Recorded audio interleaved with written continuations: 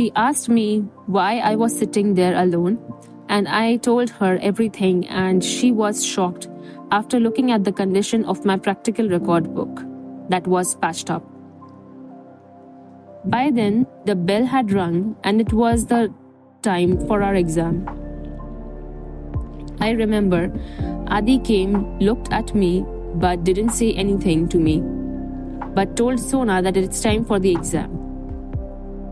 After giving the exam, we were all in the library. I was sitting there by myself when Adi came and told me to not be mad at him. I was confused as to why did he thought that I was mad at him. I even told him that I was not mad at him.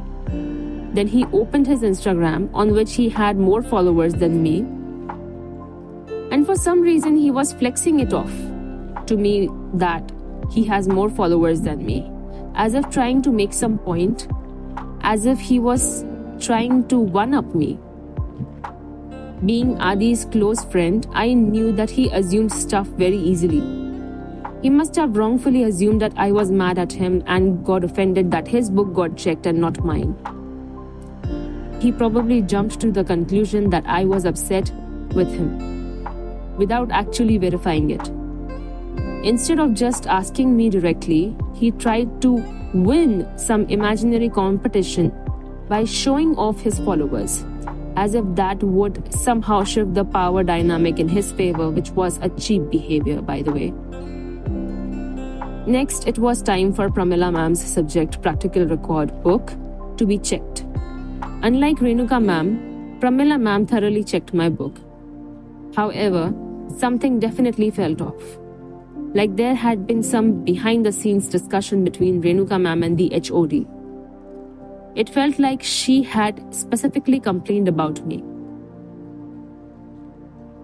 When I went downstairs to get my book signed and stamped by the HOD, he had this stern, almost disapproving look on his face, like he was annoyed just by looking at me. It was the kind of expression when people make when they look down on someone. He asked, "What subject book is this?" I replied, "Subject X, Pramila ma'am's subject, the next exam we have to give." After that, he quietly signed and stamped it, and I was just relieved. I was so glad I didn't take Smiley's advice and had instead trusted my own instincts.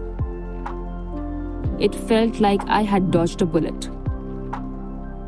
After silently witnessing everything, I realized that I needed to provide evidence, or at least a valid reason, for my absence from classes because I would be fined heavily. I didn't even have the required 75% attendance. Without a justified reason, the fine was inevitable. So, I wrote a letter explaining my situation and attached copies of the doctor's appointments, prescriptions, and medical advices as proof. In the letter, I detailed everything that had happened, why I couldn't attend classes, my struggles with exams for the second and third semester, my mother's illness, my own health issues, and how my mother was bedridden, followed by me falling ill. The entire situation had spanned the whole semester, and I made sure to explain it all. Once I finished writing the letter, I submitted it to the HOD. He asked, "Why are you submitting this now?" I simply told him that I didn't want to be fined heavily. While he was reading the letter, I asked if he needed to see the original documents, since I had brought my doctor's letters and prescriptions with all the necessary dates, to which he replied with, "No need." He signed the letter, and for some reason, there was this satisfaction on his face. I wasn't sure why at that time, but now I think I understand. After signing, he handed the letter back to me and said Give this letter to Renuka ma'am or Pramila ma'am. I was shocked. Why was he telling me to give it to them? Back then, it didn't click for me. Back then, while I was going to the staff room, I was hoping that Renuka ma'am wouldn't be there that day.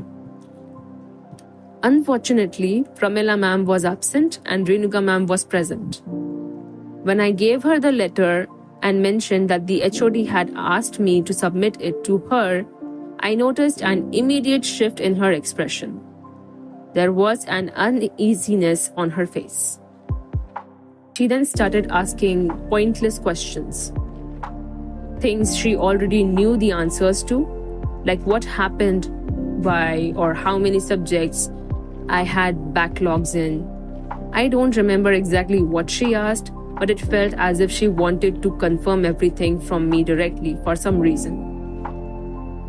The atmosphere felt awkward, so I simply said, "I'll take my leave," and left. Renuka ma'am was the kind of person who wanted to treat her students fairly, but failed to do so. One particular incident from the second semester stands out. I had completed my practical before everyone else, but since the bell had rung, I handed it over to Renuka ma'am for correction. She only needed to check it and sign it, but she refused. Instead, Pramila ma'am intervened, saying, "No corrections now.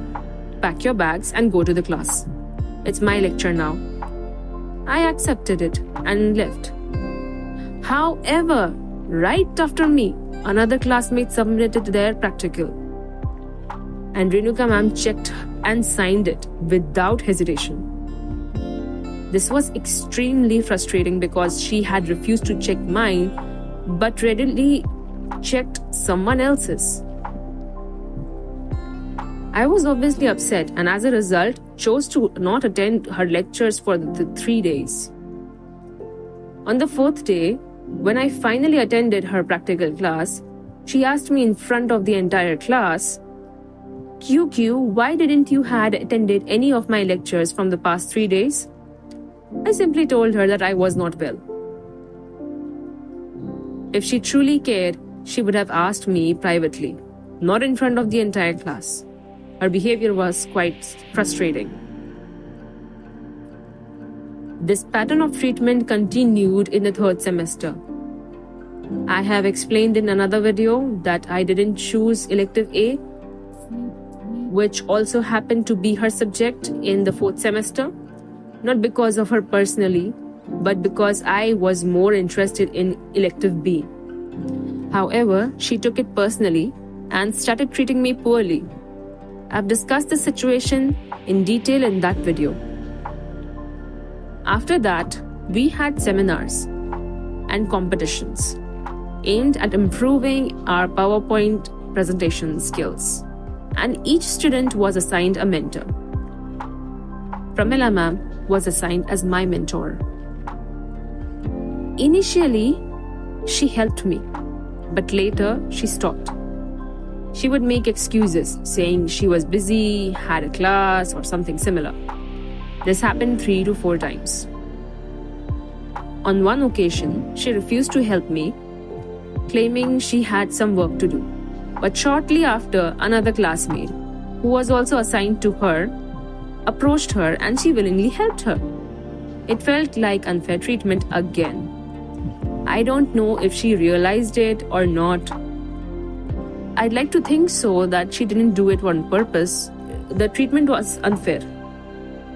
Maybe it was just her mindset, or maybe she was Renuka ma'am's best friend and that influenced her behavior towards me. I really don't know.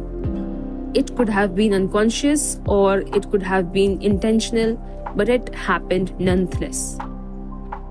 That's when I decided that I wouldn't go to her for help anymore. Instead, a friend of mine, let's call him Rishi, helped me structure my presentation. He was incredibly supportive. I remember taking a couple of days off from college just to prepare properly. I worked so much on it that at one point I started doubting myself. But then I reminded myself that I had practiced enough and that I just needed to have faith in my ability to deliver it. On the day of the presentation, I went to Pramila ma'am because I was feeling a bit insecure. I wanted her to do a final check and reassure me that everything was all right. Even though I knew my presentation was solid, thanks to Rishi, I still sought that validation. But when I approached her, she immediately responded, "Why are you coming now? You should have come earlier," and started giving me an earful. Then as she reviewed my slides, the first thing she did was that she removed her name from the first slide as my mentor. Her reasoning? Since you didn't bother to ask me for help, why write my name? I wanted to tell her that I did come to her, but she refused to help me. However, I knew saying anything would only escalate the situation. People usually don't handle confrontation well, and from what I knew about her, she wouldn't have acknowledged her fault. So instead of arguing, I simply said, "Okay, ma'am, as you wish." Then I went to the teacher in charge of the competition, submitted my PPT for the presentation, and asked if I could be the first presenter. She gave me permission to do that. That day felt very different because in previous competitions, the students were not strong presentators. They struggled with their delivery. However, this time, the presentators were solid. Everyone who participated had good presentation skills, which made it feel like a real competition. I actually enjoyed giving my presentation that day. And you know what? Since the situation with Pramila ma'am, where I showed her the presentation at the last moment and caused that commotion, she probably mentioned it to Renuka ma'am, or maybe Renuka ma'am noticed it herself. I'm not sure. But after my presentation, while I did receive a few questions from others, it was Renuka ma'am who asked me more than 3 or 4 questions. She made me explain several concepts in detail, pushing me to elaborate on at least 3 to 4 points, but I remained confident, smiling throughout like a poised presenter. At the end, I asked if there were any further questions, but there were none from the audience. So I wrapped up by thanking everyone, and guess what? I secured second place in the competition. It was a loss for Pramila ma'am because if she hadn't removed her name from my PPT slide, her name too would have been associated with my victory. But unfortunately for her, that did not happen. To be continued in the next part.